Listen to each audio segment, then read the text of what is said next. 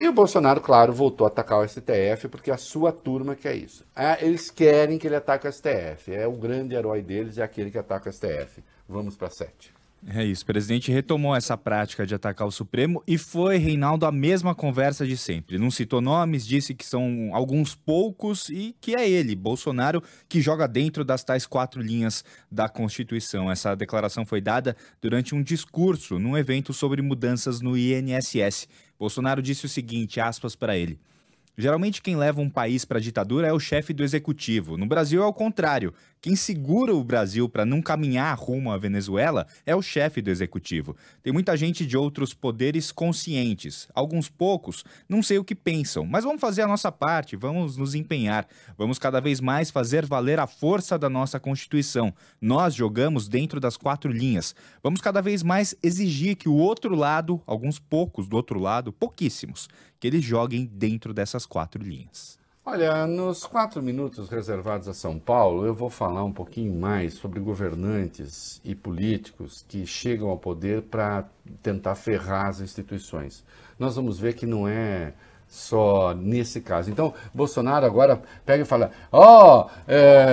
o risco de ditadura no Brasil vem do judiciário. Do judiciário por quê?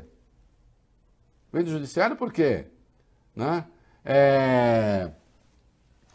Ele estava nessa solenidade, aliás, ele estava numa solenidade para marcar a extinção da famosa prova de vida. Só uma observação à parte, que era uma das coisas mais indecorosas que havia no Brasil. Você fazer que os idosos comparecessem a banco, a posto de INSS, para dizer assim: estou vivo. Sim. 5 milhões de idosos.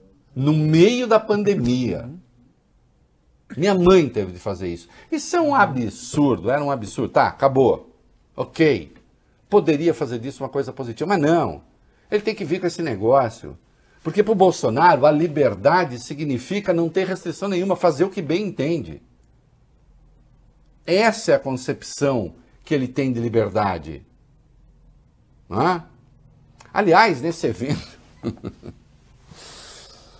Ai, Jesus Cristo. Nesse evento, ele resolveu... Ele adora seduzir o Bob. O Bob é uma pessoa que se deixa seduzir por essa coisa rústica. Isso, facilmente. Né? Eu conheço, faz tempo, né? Gosta de uma coisa assim mais... né? Isso. Pegada mesmo. Macho. Nessa mesma solenidade, o presidente falou sobre o vídeo em que ele aparece comendo frango com farofa, aquela farofa bem planejada, que só caía em algumas partes do corpo dele. E rebateu as críticas, diz que sempre foi assim e que não busca ser povão. O presidente afirmou que, olha que imagem linda, Reinaldo, que a rota, a gente separou o que ele disse no discurso. Eu procuro dar um exemplo. Sei que não sou exemplo um montão de coisa. Comendo farofa e galinha outro dia, deu um arroto lá que... lamento. Sou ser humano aí, você não é buscar ser povão, sempre foi assim.